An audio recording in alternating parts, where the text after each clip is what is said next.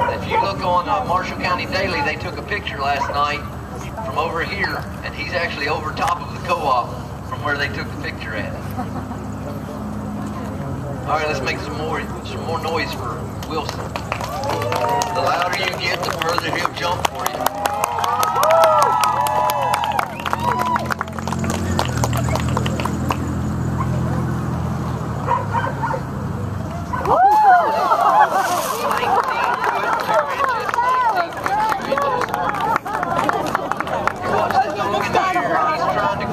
That toy, he has no clue what's underneath it, and he doesn't care.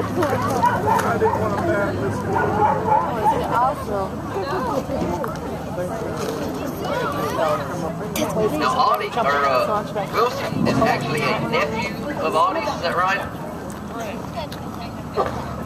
All right, you gotta make some noise.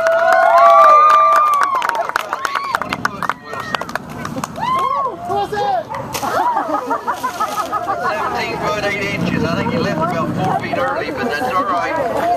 One of the great things about this is there was no impact when he hit the water, and this is great for him.